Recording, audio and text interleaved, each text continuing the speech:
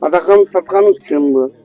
Эгер жалган болсо сатканың, адакам ушуну далилдей алабы? Рахмат, ушул суроону күтүп аттым эле. Бирок бул суроо абдан көп берилди. Мадумаровду саткыдай ал буюм же мал эмес да. Ал менин агайым. Ал менин устатым.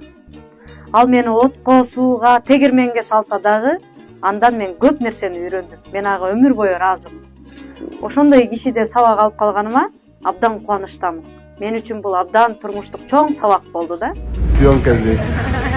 Всем привет, большой привет, Алга, Кыргызстан. Алга, Кыргызстан. Валентина Шевченко кытайлык атааңдашын жеңген үчүн канча акча алат? Валентина Шевченко 9-жолу UFC уюмундагы чемпиондук наамын коргоду. 16 ноябрда АКШда кыргызстандык спортчу кытайлык Вейли Джангка каршы беттешип 5 раундтун жыйынтыгында калыстардын бир добуштан чыгарган чечими менен жеңүүчү аталды. Спорти Саларис порталы бул турнирдин катышуучуларынын болжолдуу байгелерин жарыялады. Маалыматка ылайык кыргызстандык спортчу 1 миллион 392 миң доллар алат. Ал эми кытайлык атааңдашы 832 миң долларга ээ болот. Эң көп акчаны жарым орто салмактагы жаңы чемпион Ислам Махачев Россия алат 3 миллион 332 миң доллар. Анын атааңдашы мурдагы чемпион Джек Мадалена 1 миллион 992 миң доллар алат. Милиция кошумча лед фара орнотууга болбой турганын эскертти. Ички иштер башкармалыгынын жол кыймылынын коопсуздугун камсыздоо башкармалыгы мыйзамсыз кошумча фараларды орнотууга жол бербөө керектигин эскертип, профилактикалык иш-чара өткөрдү. Ички иштер министрлиги жол кыймылынын коопсуздугун көзөмөлдөө башкармалыгынын басма сөз катчысы Байказы Айтекул уулунун айтымында Бишкек Ош трассасы менен жүргөн айдоочулардан лед фараларды орнотуп алган жарандарга карата чара көрүү өтүнүшү менен ведомствого бир нече жолу арыздар келип түшкөн.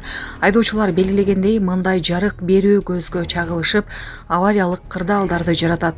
Буга байланыштуу жол кыймылынын коопсуздугун көзөмөлдөө башкармалыгы инспекторлору рейд учурунда айдоочуларды Кыргыз Республикасынын укук бузуулар кодексинин 194 беренесинин ички иштер чөйрөсүндөгү ыйгарым укуктуу органы менен тиешелүү макулдашуусуз кайра жабдылган транспорт каражатын башкаруу тартиптерин бузбоого чакырды.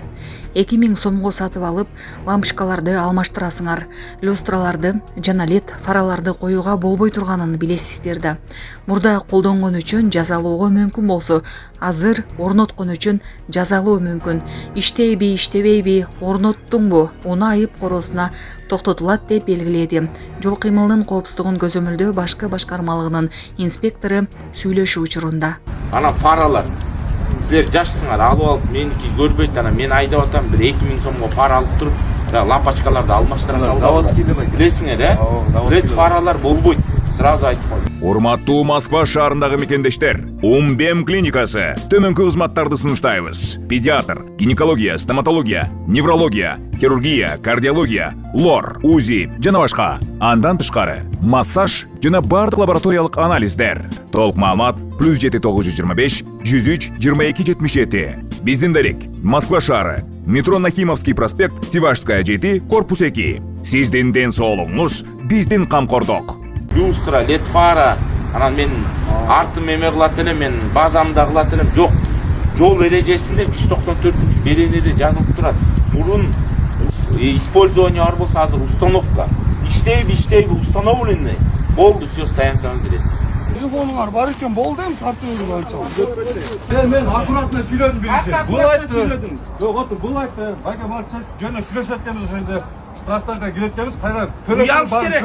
Аманатка эч качан кыянат кылбаш керек. Таксир. Эмне аманат? Алда көздөрдү жеп атасыз, алдан мен же канча вазит. Айланай, мен Кыргызстанда иштетпейм. Бул деген укук бузуу болуп эсептелинет. Эртең кылмышка тартылып каласыз. Мен Кыргызстанда кылмышка тартылып каласыз. Дагы жол айтып Аз айтып атам мен. Мында уксаңар биринчи бири-бирибизди ичине укпайлыбы? Но биз Казакстанда эмне коюп атабыз? Казакстанда биздечи асфальт деген балия бар. Бул Казакстан эл эмеспи ошондо, Аякта да запрет го бул нерсе. Укпайсың. 8 жылдан бери мен баттап атам. Мага Казактагы Россияда үн чыга элек. Ошондо битим ордо менен келдик. 194 беренеде жазылып турат. Билем, окугам, түшүнөм баарын. Ооба, мен айтып атам. А жерде эме деп турат, использование эмес, установка деп турат. Бак. Күндө караңгы жерден монун артына түшүп калсаңар поезду келтирет да.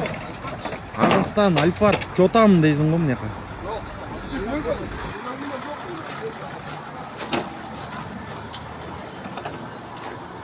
Адамдын канча өмүрү менен ойноп атасыз, байкеси? Айтсаңыз? Жолдочу. Жок, канча өмүрү менен ойноп атасыз? Жолдоч. Жок, канча өмүрү менен ойноп атасыз? Айтсаңыз? Канча өмүрү менен ойноп атасыз? Өзүңүз таксыр адам экенсиз.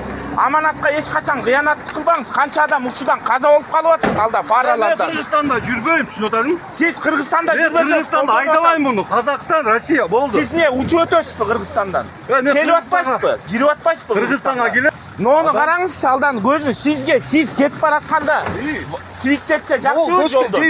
Жебегенде чалда үстүлөрүңүз жебегенде. Бул да жейт. Кайтып жей. Büyüktü sel gözler Üstü de jeyт. Üstü de jeyт. Sertkin jeydi. Yok, üstü de jeyt. Айтып түшүндүрөт атпайм. Баке, Казакстанда жолдо, пустыняда жүрөсүң бул жердечи. Yo, мели пустыня. Кыргызстанга келет, 2 күн турат, кетет. Бул Кыргызстан ичинде күгүскөн жок, ойногон жок, сурбугаска кылган жок. Тура, болду. Siz uçsanız bizdeki patronlukta da koy. Size biz geçsek emek almayız. Karapay melçi. Биз мындан 3,5 жыл мурун жол кырсыгына кабылып, балам ушинтип баса албай калган. Башынан 3 жолу операция болуп, азыркы учурда аппарат менен жашап жатат. Жашы 4 жашта азыр. Ассаламу алейкум, урматтуу кыргыз элим. Мен уулум Мухаммадты Турцияга операцияга алып барыш керек болгондуктан сиздерден кайрылып, жардам сурап кайрылып жатамын. Бизде акча каражатыбыз жок болгондуктан сиздерден жардам сурап кайрылдык. Биз мындан 3,5 жыл мурун жол кырсыгынан улам. Балам башынан катуу удар алып калган. Азыркы учурда баса албайт. Ошо баламдын басып кетишин каалайм, мен дагы көптүн катарында ойноп күлүүсүн каалайм. Кайрымдуу кыргыз элим, жардамыңыздарды аябаңыздар. Ошо балам эл катары басып кетсин. Баланын бир жери ооруса эненин жүрөгү ооруйт дейт. Сиздерден суранарым, кайдыгер карабаңыздар, 5 сом 10 сом болсо да жардам берип кетиңиздер.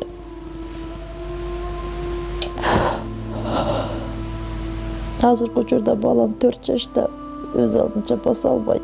Ушу токко жатат. Буга чейин 3 жолу операция болгон. Мындан алдын дагы сиздерден жардам сурап кайрылганбыз. Баарыңыздардан Аллах таалам ыраазы болсун. Ушу сиздердин жардамыңыздар менен азыр балам кичине аракеттенип жашап жатат ушул жарык дүйнөдө. Азыр башында аппарат менен. Бул акыркы операциясы бизге $45,000 каражаты керек болгондуктан бизден андай сумма жоктугуна сиздерден жардам сурап кайрылдык. Жардамыңыздарды аябаңыздар. Аллах таалам ыраазы болсун баарыңыздардан. Ушу баламдын басып кетишине себепкер болуңуздар. Бардык карта реквизиттер өзүмө караштуу. Мбанк кымбат деп чыгат. Аяк 3197. Ошол эле номерде оденги единица кылам, салам дегендерде. Россия өлкөсүнөн котором дегендерге Сбербанк бар. 7807 Кундузай деп чыгат. Өзүмө таандык ал дагы өзүмдүн сиңдилерим. Баарыңыздардан Аллах таалам ыраазы болсун. Жардамыңыздарга чоң рахмат.